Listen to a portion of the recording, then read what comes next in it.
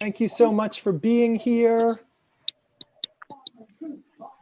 As we let people in from the waiting room, I would ask that you mute yourself and also just check to see if you need to rename yourself so that your name appears on your Magic Hollywood Square rather than any other sort of identification. We'd really love to see your name up there. And just give us one moment and then we will get started. I'm seeing some familiar faces from last night's session.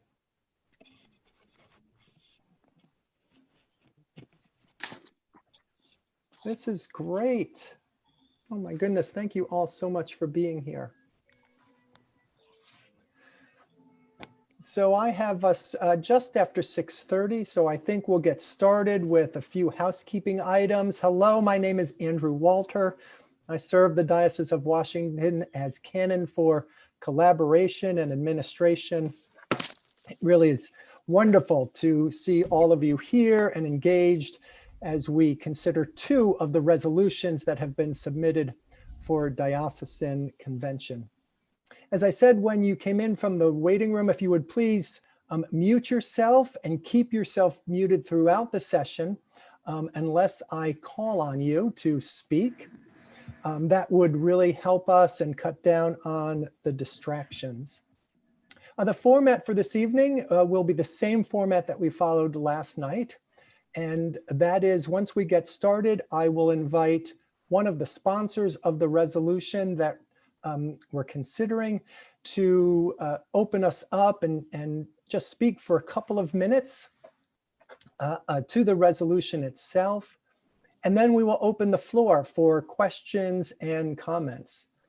If you would like to ask a question or a comment, make a comment, I'd ask that you please indicate that in the chat. That will enable me to see you, that you would like to speak, and I will call on folks in order. Please do not raise your hand as I'm doing right now if you want to speak.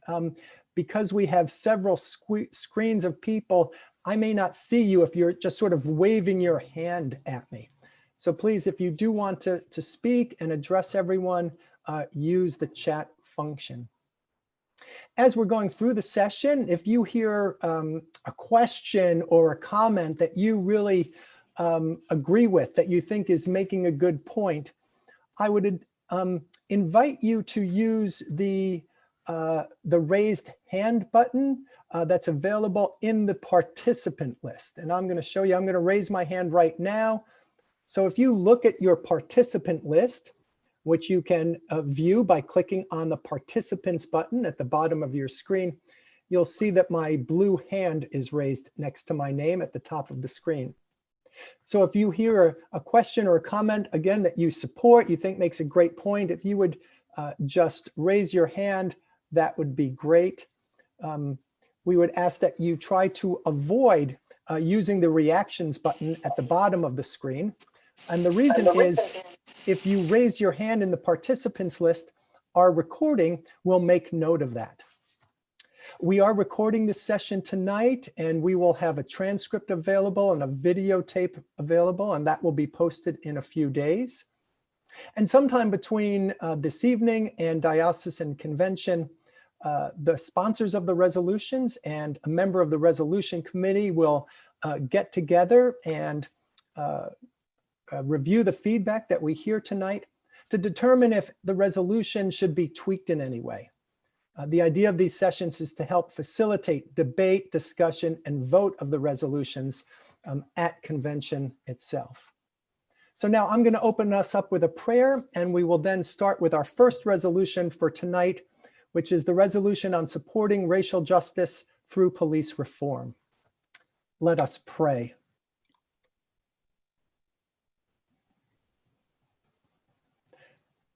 Grant, O God, that your holy and life-giving spirit may so move every human heart, and especially the hearts of the people of this land, that barriers which divide us may crumble, suspicions disappear, and hatreds cease.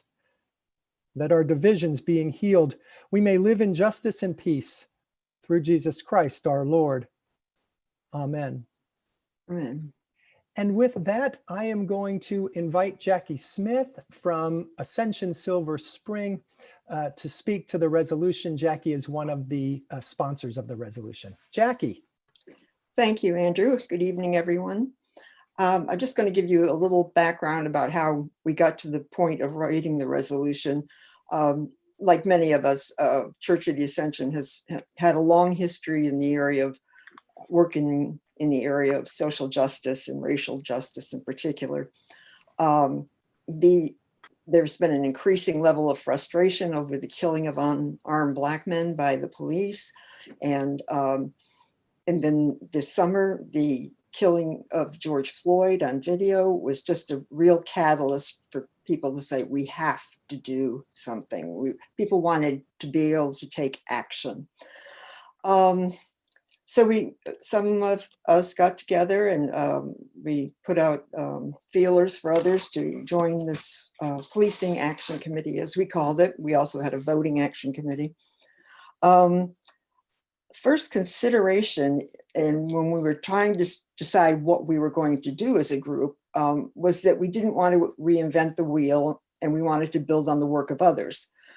So we went to the church and just kind of examined all the resolutions over the past 30 years that pertain to race.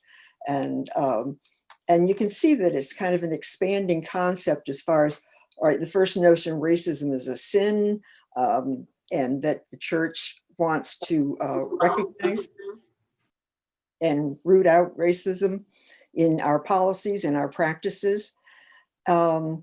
And that churches and our faith should take positive steps to understand systemic racism and the ways in which the church can take steps against it, even outside our own doors. So our goal in writing this one in particular was to focus attention on the specific area of justice and equity in policing, and to examine what actions we could take as individuals, as congregants, and as members of the larger church to bring about reform. And I think that has been the way we've been able to funnel our thoughts and try to get something out to the larger community.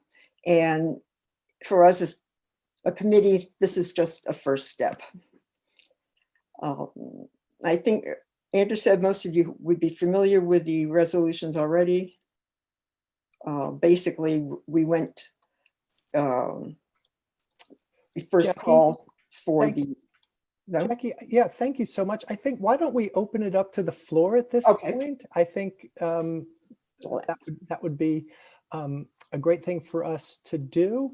And as we do open it up for the floor, I will be moderating and, of course, striving to for a balance of giving everyone an opportunity to ask a question or make a comment, but also having some discussion and giving the resolution sponsors an opportunity to respond. So show me a little grace as I try to find that right balance. And if you would like to now ask a question or make a comment, please type into the chat and I will call on you. And when I do call on you and invite you to speak, if you would please state your name and your parish affiliation. So first up is Lisa. I see, Lisa, you'd like to make a comment. Yes, one specifically on this resolution. In some places you refer specifically to police reform, and then other places more broadly to the criminal justice system. Mm-hmm. Those two are related, but not the same. So I wasn't clear if you really want to get beyond or how to broaden focus. So that was one point. Mm-hmm. And then maybe not for now, but at some point this evening, could we take a broader look at the relationship between resolutions 3 and 4?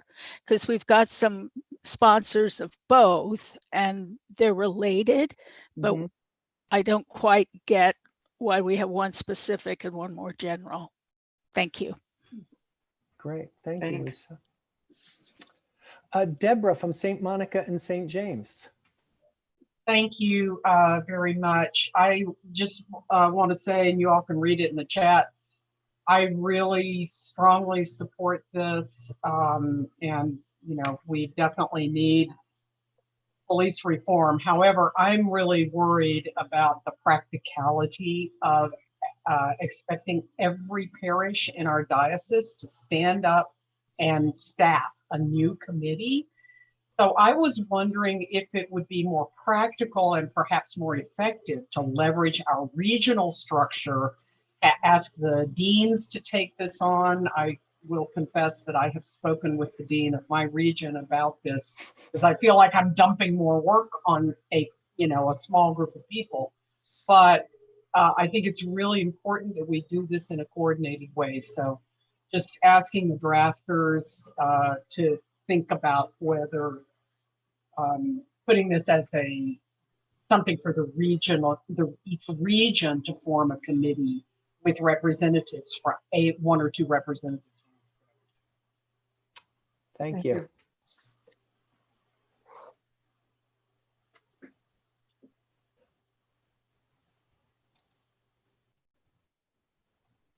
The floor is still open for other questions and comments.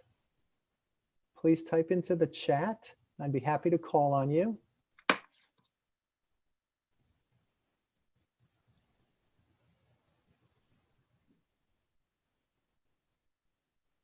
Yes, Pamela Brewer. Hi, Pam Brewer from St. Anne's, Damascus.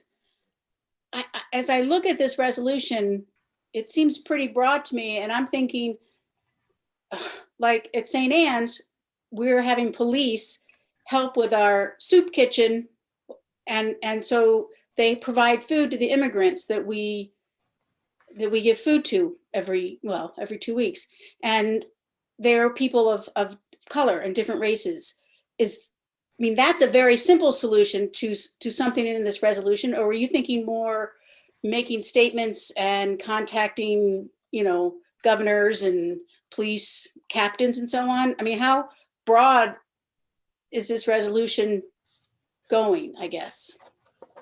Well, I think if I can go to the first part first, as far as the police and the social interaction with them and getting to know them, that is almost like part of the whole in that the community has to understand what the police can do and the problems they face and the limits of what they can do.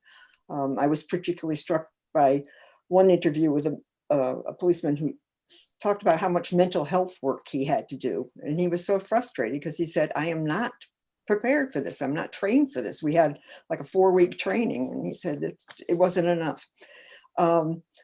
We have had a couple of programs at our church to have our local community liaison officer. I think they're throughout the county, Montgomery County.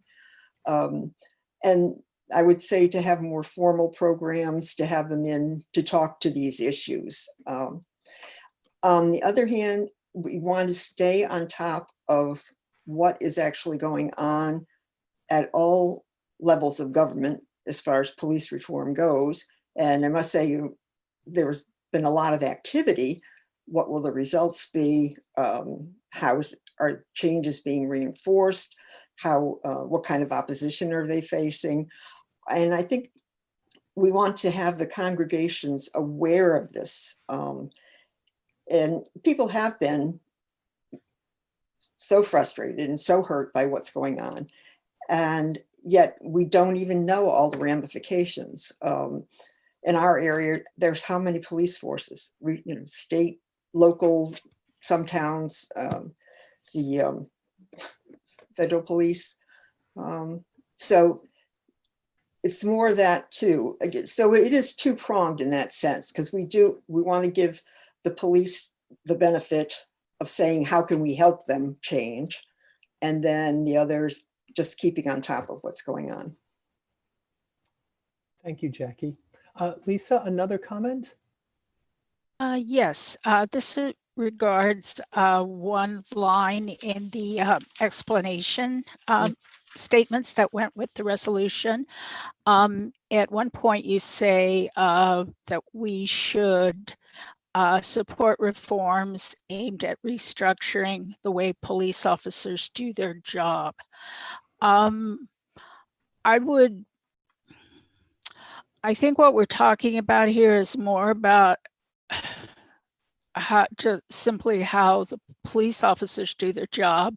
We're also talking about the job we have given them to do, that it's a broader system of people at work here. And I would just be careful with language that sounds like, we know everything about how you're doing your work, and here's how you're going to change, because they're not in the system alone. Thank you, Thank Lisa. you. Thanks. Thank you, Lisa. Joy Mel. Thank you, all the sponsors, for this. I am Joy Mel Gonzalez. I'm an associate priest at St. Albans. Thank you, all the sponsors, for this proposal. I think that I have some doubts about the first part of the resolution about congregations being called to create those committees. And I think that, in fact, even if all congregations do that, this topic is so new that I think that we need some kind of education that I don't know if every congregations can have people, resources to do that. And I don't know if, like a first step, we could think on in a more diocesan or regional, as it was proposed also before, kind of task force that can begin education in this topic. I remember, for example, a few months ago, we had a conversation with Bishop Marianne and some youth, young adult leaders in our diocese talking about this topic. And also Bishop Marianne acknowledged publicly that this was a topic that is really new for all of us. So I think that educating a little bit more in a more diocesan level will have more impact than asking congregations suddenly to create a committee to do some kind of work that maybe they are not prepared to do. Thank you, Joy Mel. Thank you. Karan.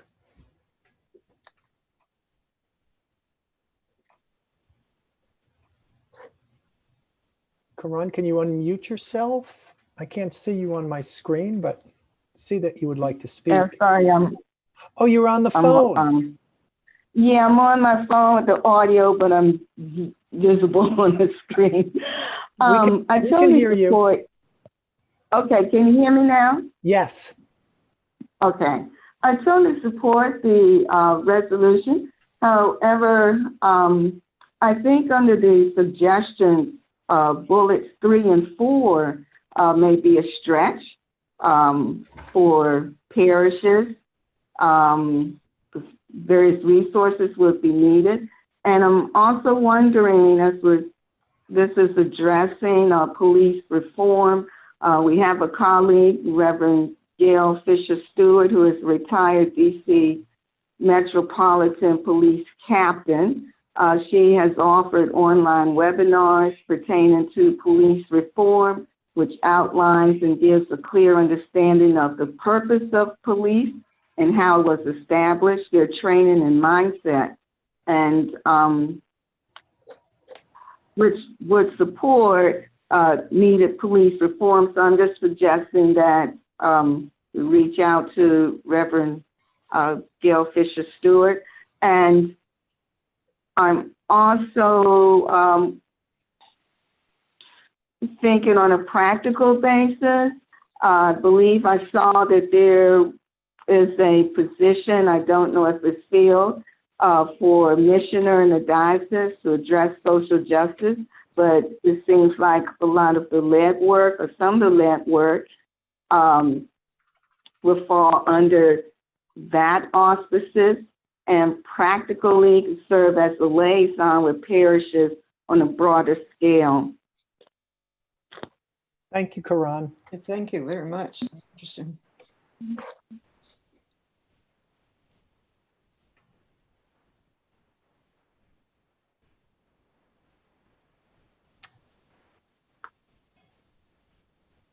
Others who would like to speak, either ask a question or make a comment, please type into the chat. I'd be happy to call on you.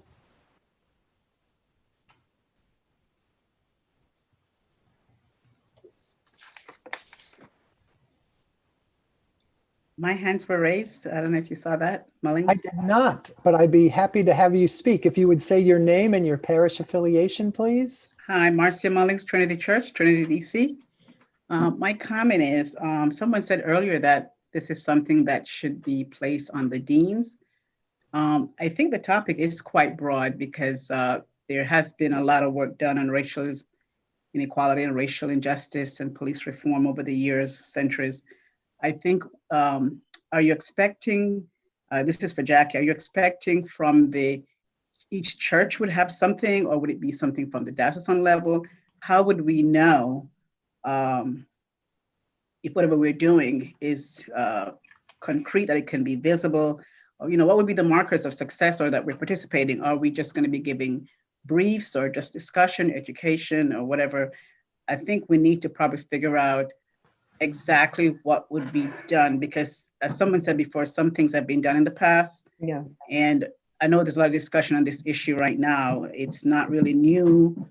What works, what doesn't work, I don't know. But as from the diocesan level, probably the deans, I agree with somebody who said earlier, the deans would probably maybe make one or two things that the churches would be, or congregations would be involved with specifically, if they wish, as something to address this issue. It's so far wide that it's hard to put a hands on and say, okay, we have done this, it's done, or it's over. When is it over? Right. Maybe the deans narrow down 2 or 3 things, either that it would be supporting a certain issue per jurisdiction, in our area or nationwide, wherever, and come up with some things that we can, hang our hats on, so to speak, specifically. Now This is a big topic to bite off. Yeah. So one of our deans is actually on this call and would like to make a comment. Cricket. So I'm Cricket Park. I'm the rector of the Episcopal Church of the Redeemer in Bethesda, Glen Echo, and I'm the dean of the Southern Montgomery County Deanery. One of the best parts of my job is talking with other churches and being able to cooperate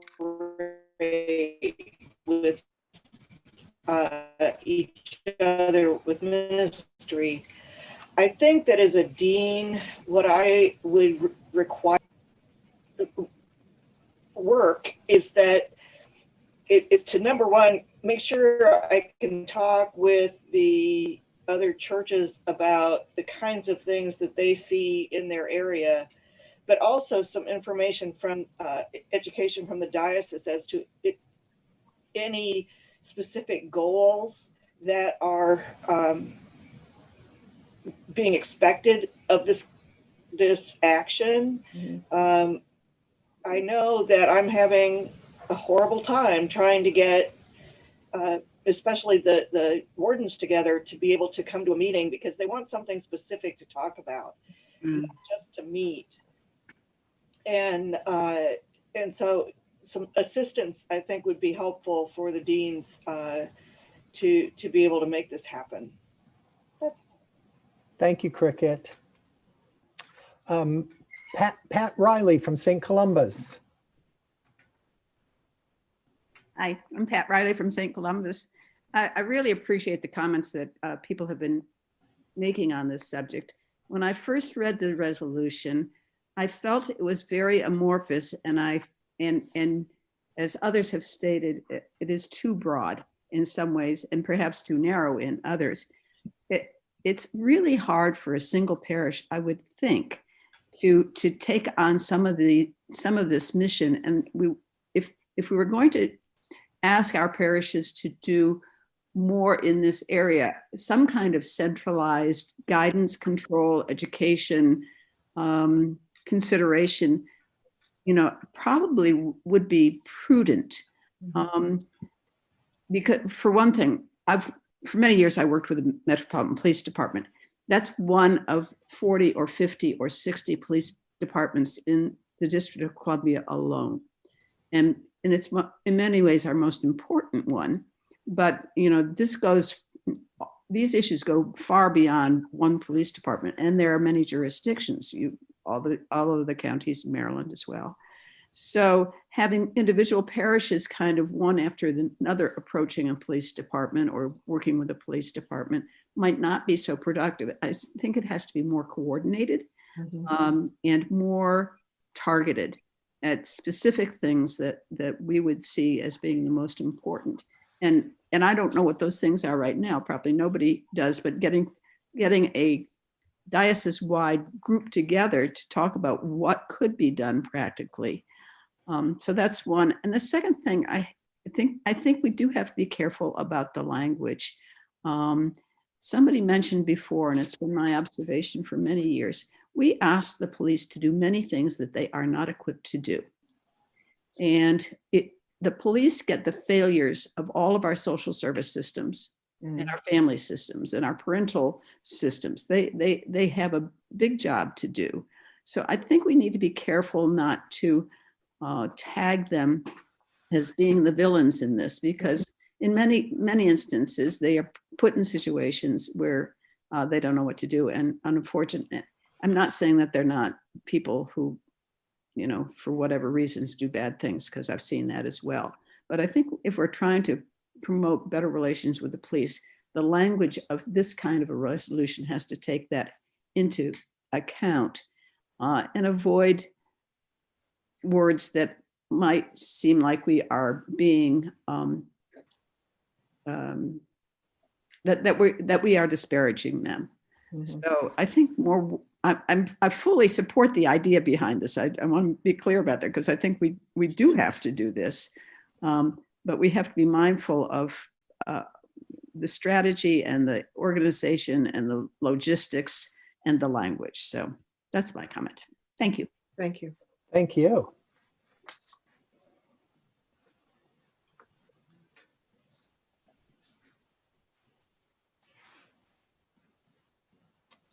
Andrew, we have a couple of people who have raised their hands, Lisa and Danielle.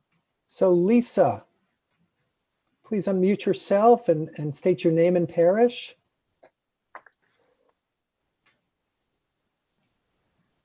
This is Lisa Mages at St. Stephen the Incarnation. The hand was raised for To support. to support. Thank you. No comment. Thank you. Thank you. Thank you. And Danielle? Were you raising your hand? If you could unmute yourself, were you raising your hand in support, or did you want to speak? I was raising my hand in support, and I think that more things need to happen before any kind of resolution like this can be put forward. Thank you so much.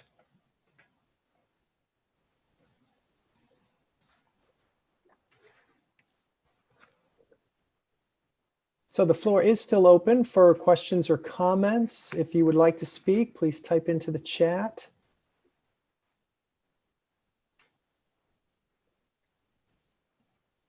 It's like we have a comment from Adrian, or Adrian would like to make a comment. Oh, thank you so much, Keely. Adrian, I'm sorry. That's okay. I'm Adrian Clamp. I'm somewhere between St. Thomas Croom and Church of the Redeemer, Bethesda. And my specific hope is that we would offer resources for forging a partnership with area law enforcement personnel.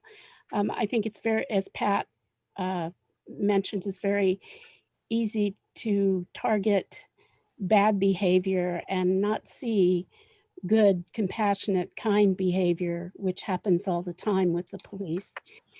And our diocese has many, many resources in people for helping with things like mental health education, with other kinds of needs that officers may have in the kind of change we wish to see. So I would hope that that would be included in any kind of resolution that we have, that partnership.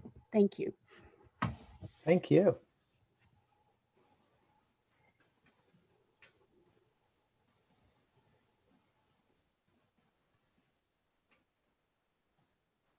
Milana, another one of our deans.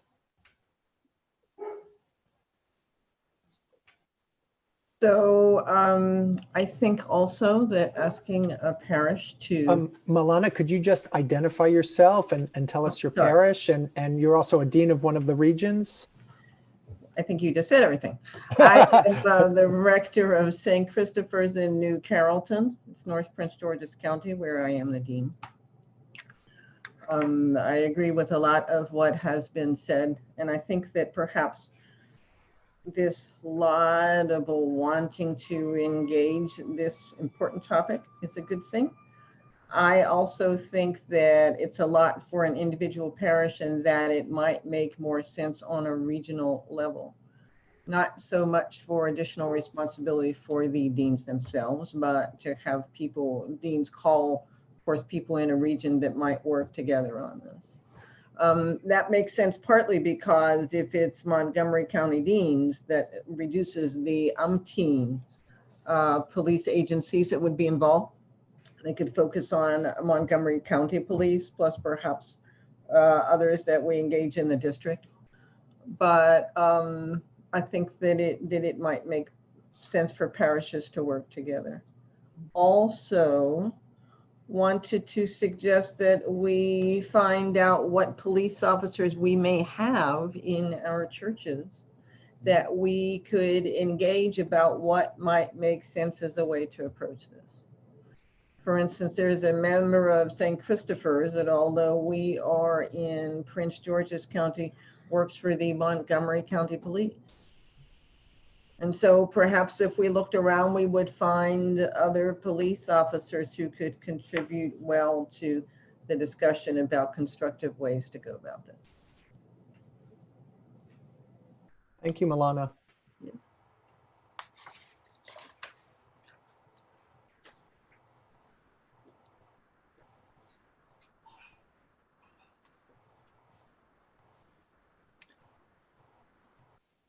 Anyone? Yes. Gordon has his hand raised. Gordon Linton, I see your hand raised. Are you raising your hand in support of what was just said, or did you want to make a comment? I would like to make a comment. Please. Gordon Linton at Transfiguration Church. All I would suggest is that if we're going to do something within this topic, that one, we do something that can be very specific and measurable, because this is at the heat of some of the challenges and uprisings that are going on in our communities. And if we're going to approach this subject, we need to be very specific as to what we're doing. The last thing we need to do is, and I'll use this term, sugarcoat, and have some vague language in which many people who have experiences had some very negative experience with police officers. And I have police officers both in my family, but I've also had some very, very challenging experiences on one end for police officers. And the last thing that the community wants to hear, particularly from our Episcopal Church, would be something that is not real, that is once again just kind of sugarcoating issues that people are really feeling in their daily lives. So I would caution us about passing a resolution that, one, is extremely vague, and two, without some measurable goals that we have for our parishes.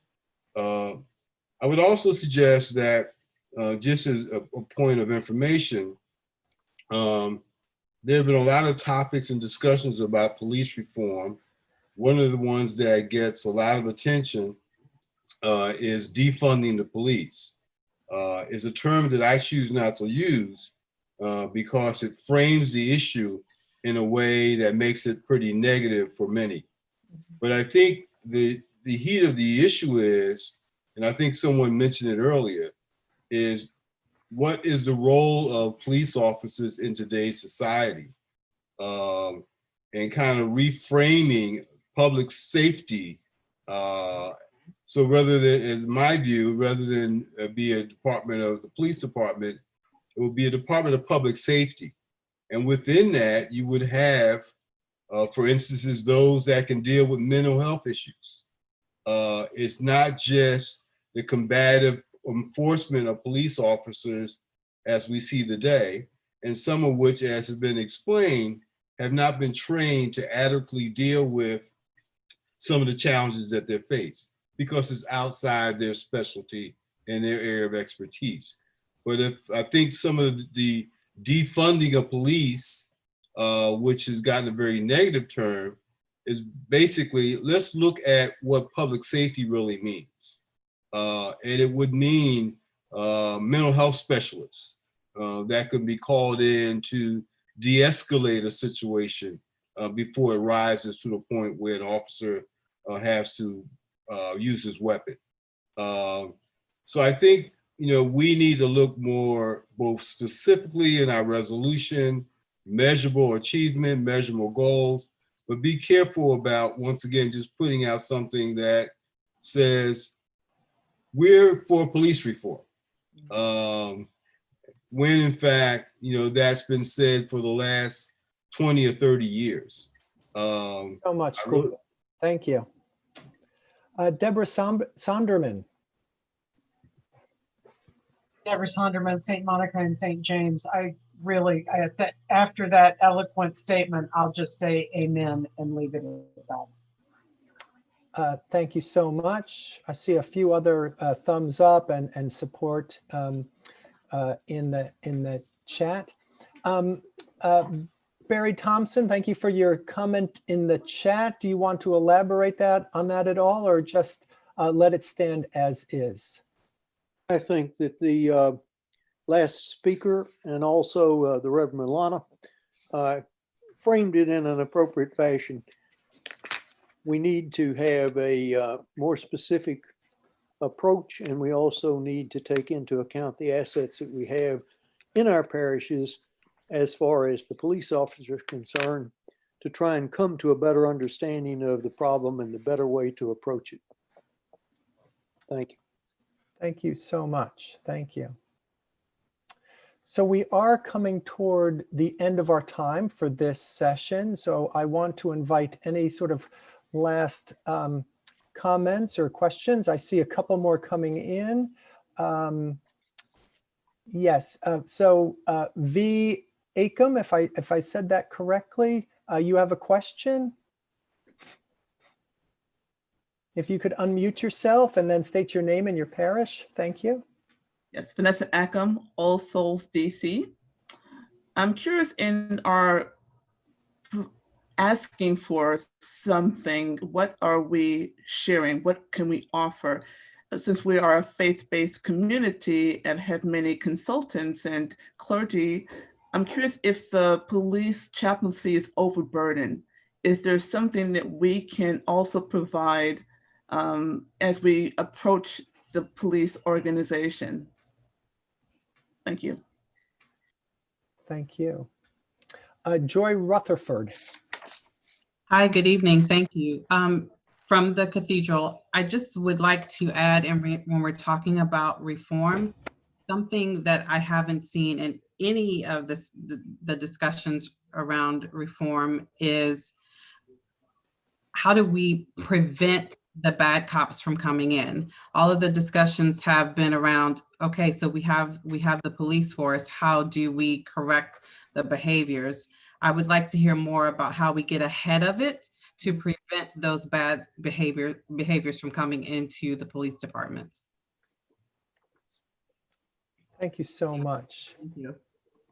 I think we have time for one last question or comment before we give the resolution sponsors a chance to close out this session. So one last question or comment?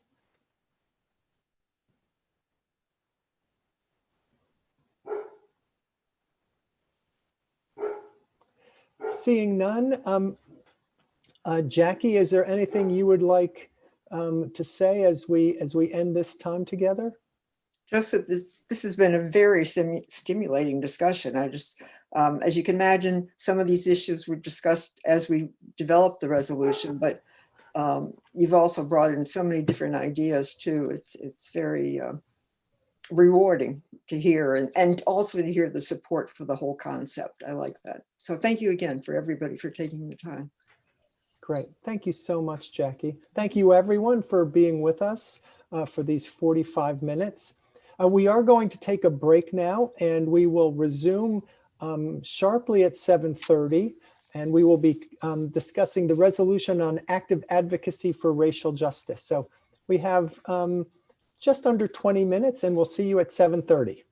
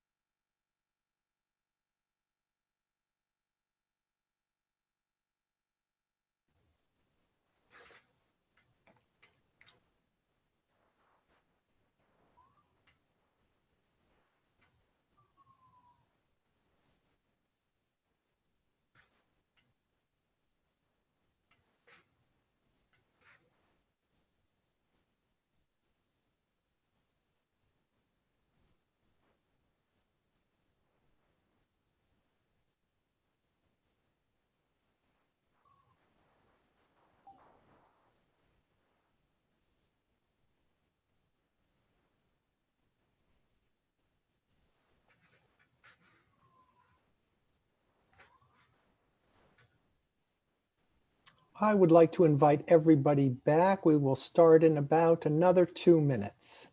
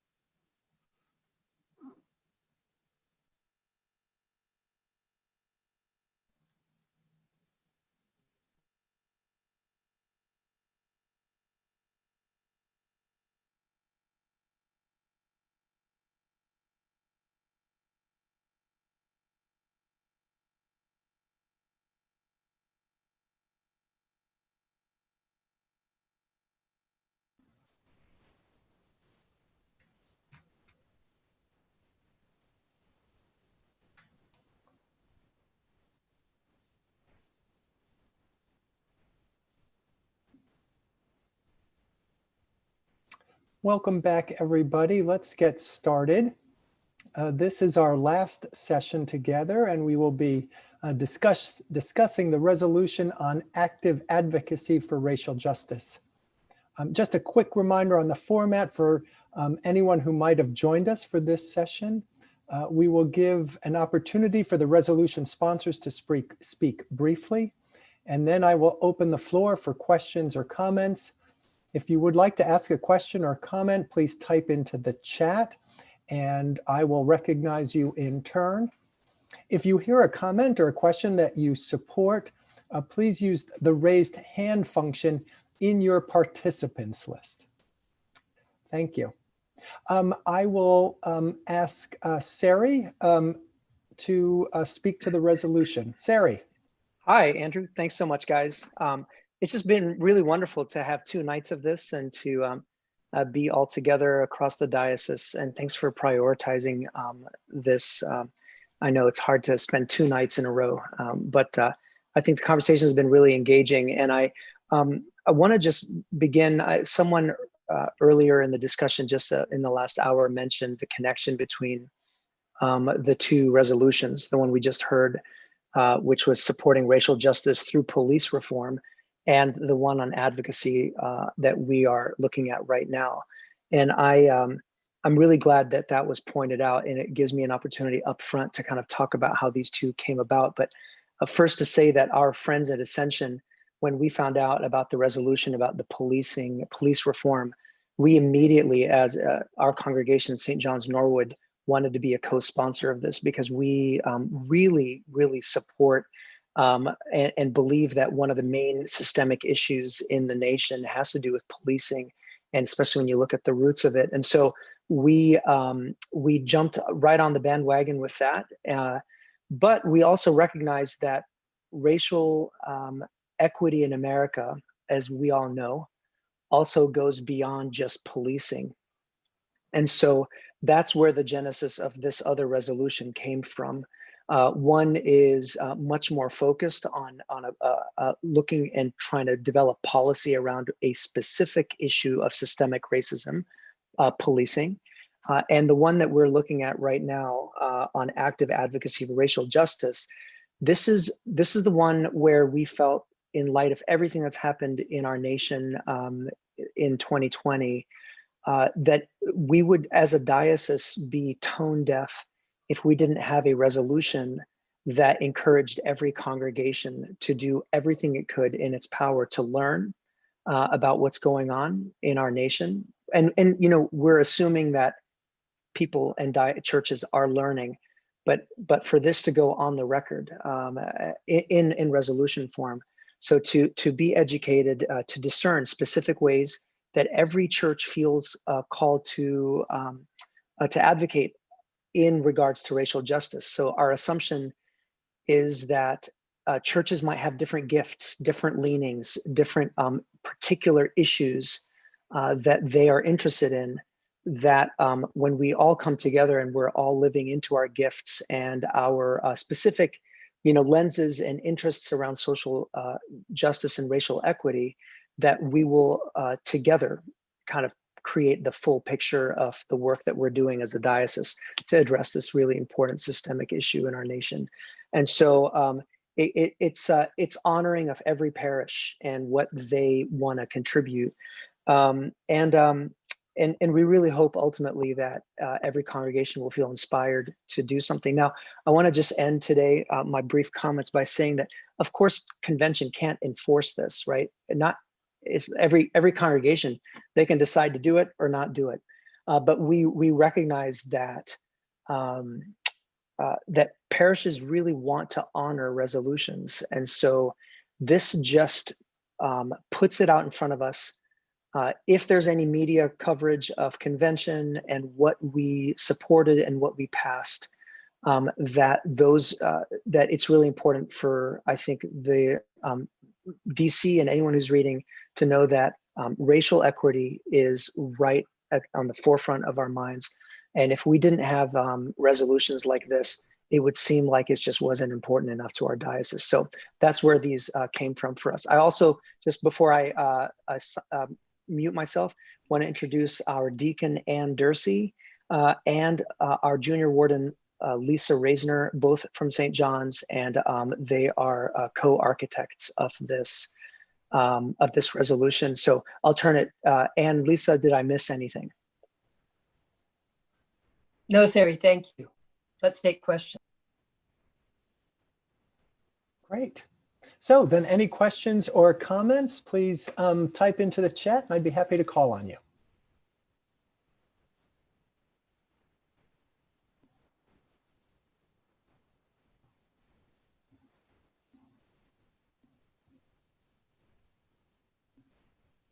Yes, David Waycaster. Thanks, Andrew. My name is David Waycaster. I'm the rector at Good Shepherd in Silver Spring, Maryland. I'm the dean from Central Montgomery County, and I'm one of the co-chairs of the Race and Social Justice Committee of the Diocese. I really applaud the intent of this resolution. I think it is absolutely important that we all really look at issues of race and racism and white supremacy in our country. I would like to say that I would kind of like to see a little bit more specificity along the lines of reminding every parish that General Convention has mandated that every single leadership body in the church at every level has to have anti-racism training, which includes vestries, which is a heavy lift, but I think, that's certainly one that the Race and Social Justice Committee of the Diocese would be more than happy to help people begin to look at. And I would also like to see it name some of the ongoing efforts, both in our diocesan level, but on the provincial level. Several individual parishes around the diocese have participated in sacred ground groups. So it might be helpful to figure out a way to provide, and some of those groups, some of those parishes could be resources for parishes who don't know where to get started. So if there's a way to figure out a way to connect people with common interests, I think that would be a good thing to do as well, which also, one way to do that would be through the Race and Social Justice Committee. Another way to do that would be through the Office of the New Missioner for Social Justice when that person's hired.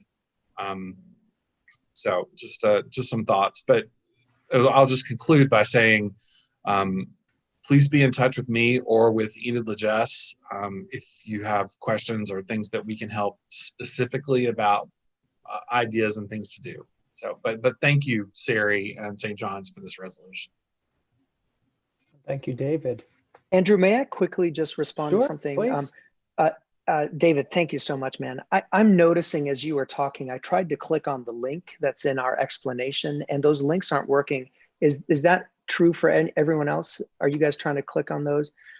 So maybe we should submit a, Lisa, I'm thinking maybe a better, because some of the stuff that you referred to, David, we had an exhaustive, we thought list of past general convention resolutions and on advocacy and things like this, which I think some of the things you just mentioned might be in there, but unfortunately none of us can see them because the links don't work. So, but that's really great. Thanks, man. Thanks, Sari. And I think we'll need to coordinate on the links, because I know that was an issue with one of the resolutions last night as well. So we'll all coordinate on that. Thank you. Heidi, thank you for your comment in the chat. Would you like to elaborate by speaking or leave it as is? Sure. I like the idea of this because I know at least, sorry, I should say I'm Heidi Rassner from All Souls. And I get the impression from some people at All Souls, at least, that they're very wary of engaging in any kind of political activity. And I think part of that stems from the fact that they're not aware of some of the things that are mentioned in the resolution, you know, the efforts by the Episcopal Church, like the Episcopal Public Policy Network.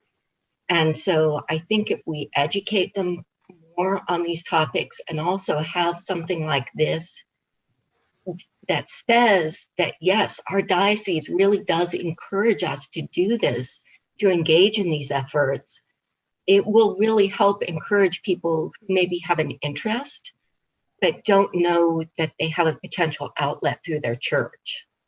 So I would love to see this pass so that I can take it back to All Souls and say, hey, look, our diocese really does want us to do this. Let's get together and act. Thank you so much, Heidi.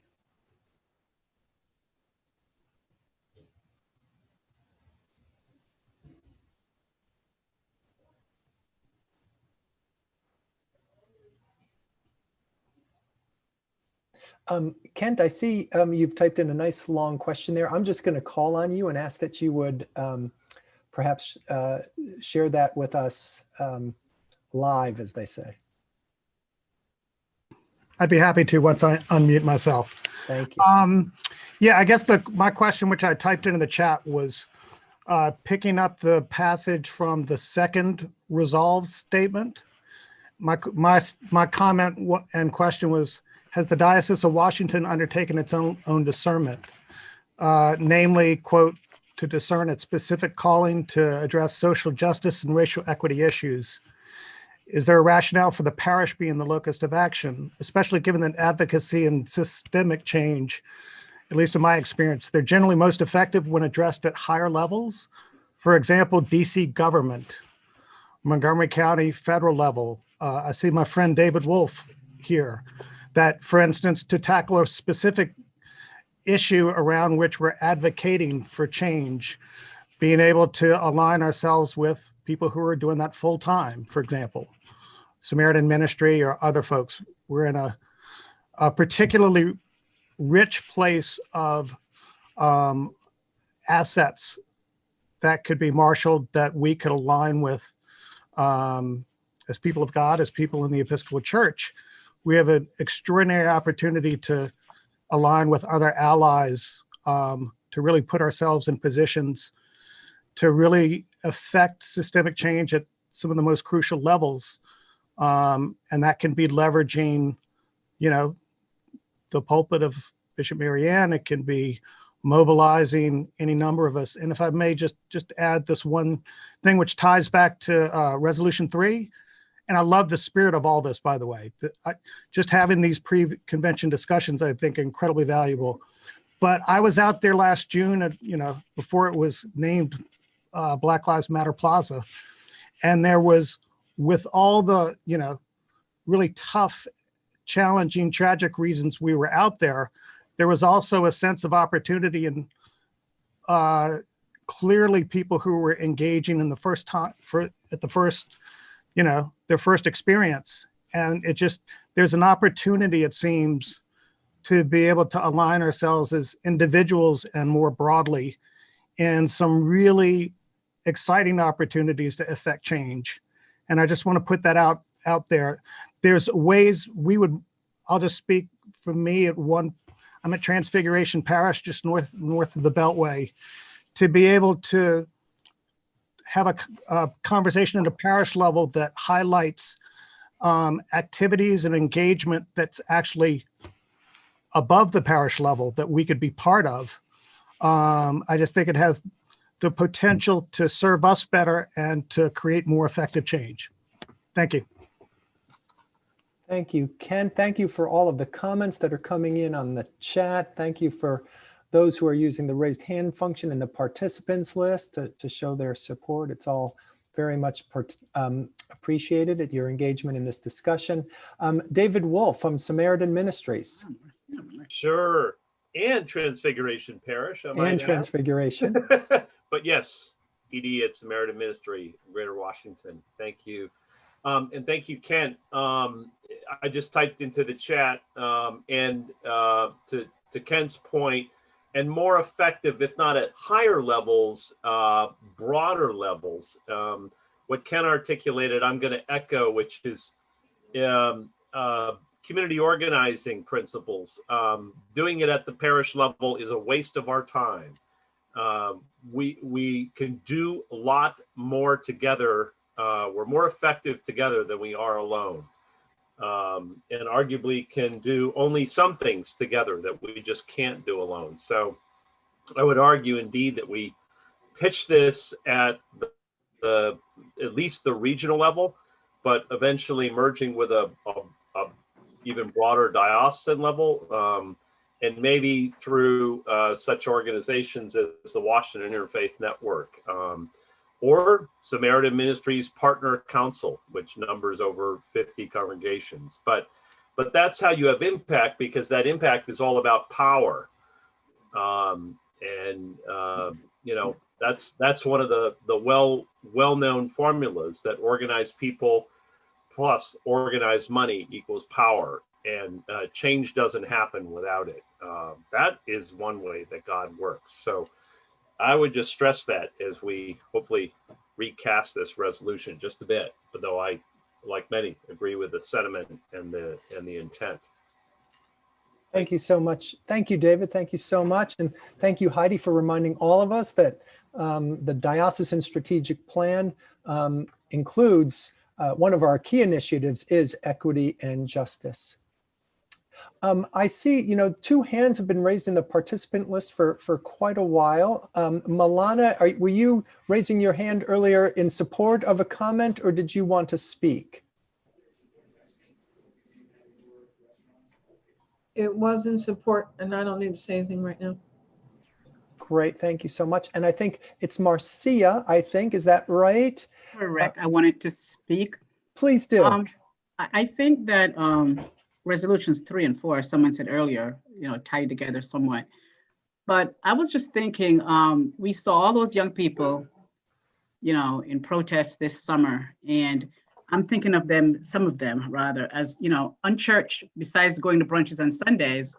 This could be an opportunity, as Kent mentioned, for us to grow the churches.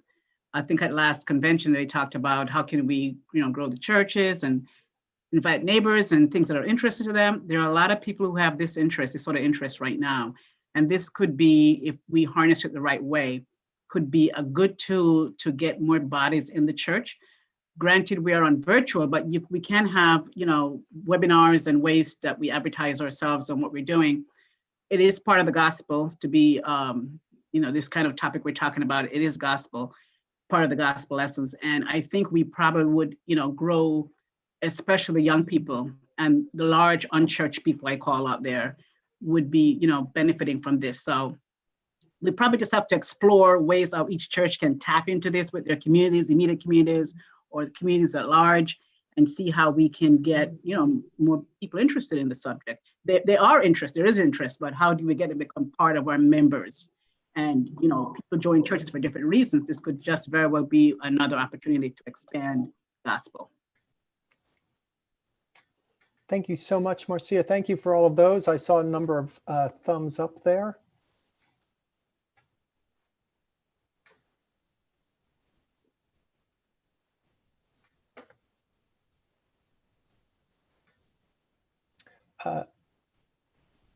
I think it's Vanessa. I think you raised your hand. Was that to speak or just in support?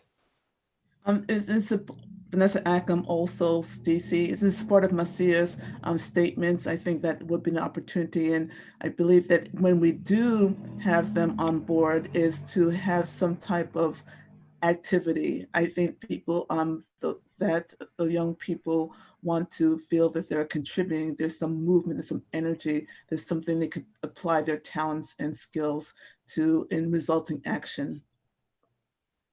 Thank you. Thank you so much.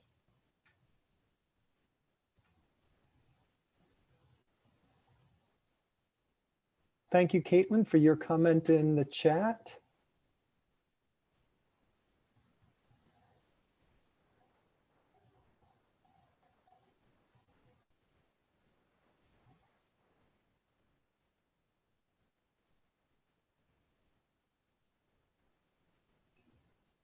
The floor is still open for questions and comments. Please type into the chat and I'd be happy to call on you.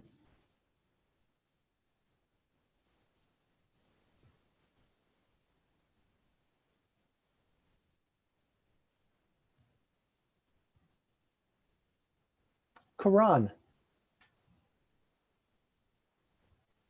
I think Karan is must be on her computer now.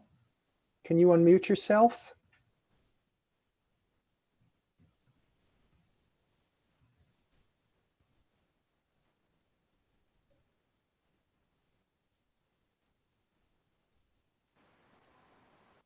Okay. There you are. Can you hear me? Yes, we can. Okay. I was just going to say, in looking at resolution number 1, which calls for the encouragement of parishes to review the Episcopal Church history on advocacy and social justice and racial equality, suggests that we also add and encourage parishes to review their history and looking at some of these same areas, which may provide some framework or context to start from and work together, perhaps as a region. Thank you, Karan.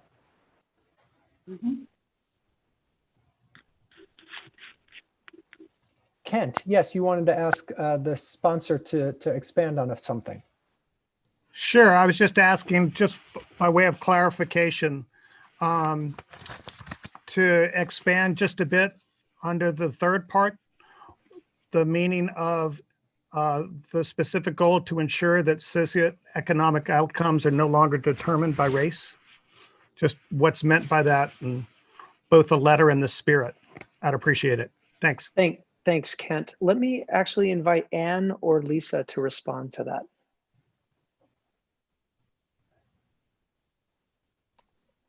Thanks, Sari. I'm sure Lisa too will have a comment.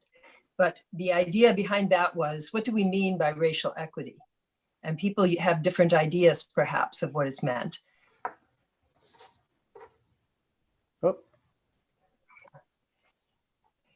Is that you're seeking a situation in which the color of your skin does not determine the outcomes that you experience in terms of your education, your health, your wealth, your ability to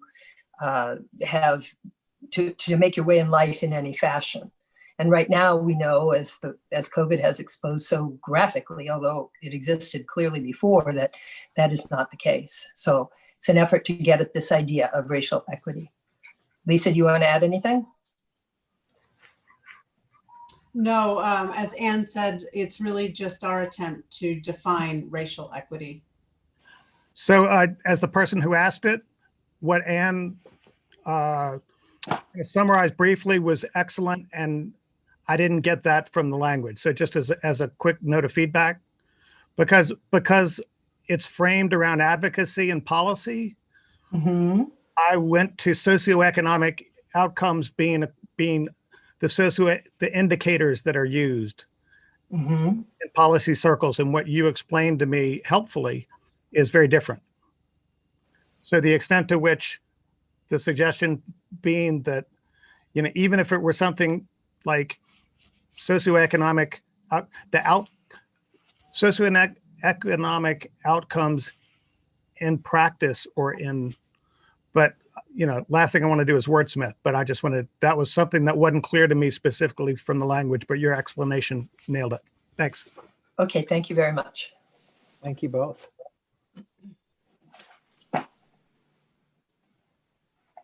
Other questions or comments?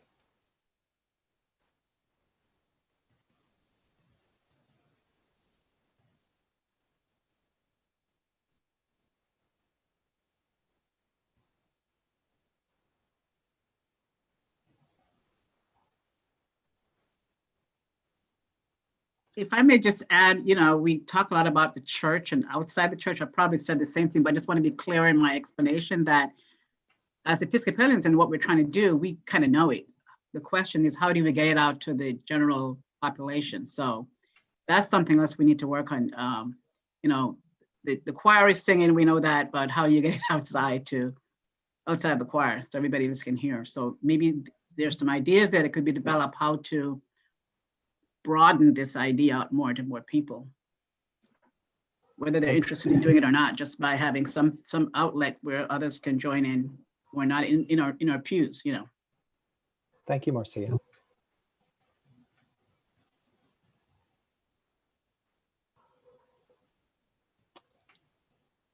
So as I said last night about this time, I don't want to cut this discussion short at all. So I will invite other questions or comments. But if I don't see any, then I would turn it back to Sari or one of the other sponsors to close us out. Andrew, sometimes a lively discussion that goes on and on and on is a great indication of a resolution, really nailing it. And other times, not going on and on with discussion also is an indication that you've nailed it. And so I really hope that this is one of those situations where the language is clear. Thanks, Kent, for those, really helpful comments. And that you guys, feel good about the diocese, passing something like this. And it was also kind of exciting to see in some small ways how the comments were reflecting your own individual and maybe even thinking about your own parish gifts and the things you're interested in. Like, I really love the idea of focusing on young people and how they fit into all of this. And that's exactly what we're looking for. Maybe not every congregation might feel specifically interested in reaching out to young people around the issue of racial equity, but clearly we do have some who do, and that's the intent of this resolution, is to call up these gifts and to see them, exercised in that way. So I just want to say thanks everyone for reading it and giving it your attention. And Lisa, anything you guys want to say in closing?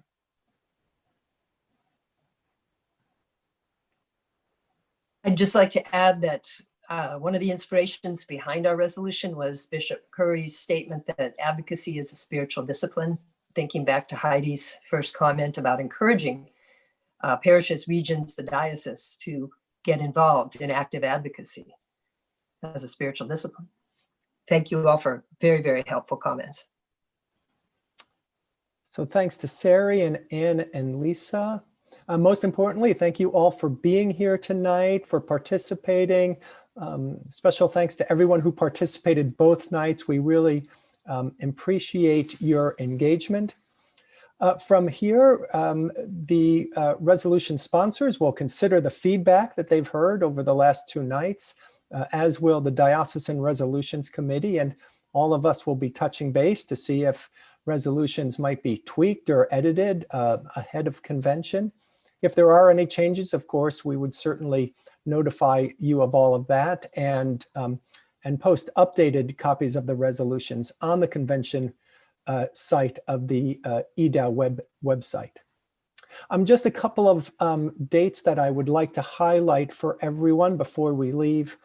Next Thursday, January 21st, there will be a convention practice session for all clergy and lay delegates to convention. I believe that practice session begins at 6:30 p.m. This will be an opportunity for all of us to learn about the practicalities of diocesan convention, where we will be using a Zoom webinar, which is a different platform than we're using tonight, which is a Zoom meeting. So we will learn how delegates will be recognized to speak and how voting will be conducted. So please mark your calendars next Thursday, the 21st at 6:30. And then, of course, Diocesan Convention takes place on Saturday, January 30th. You do have to register for both of those events, and clergy and lay delegates should have received an email from me, I think just yesterday, with links to registration. So that's it for tonight and for our resolution hearings. Thank you all so much, and we look forward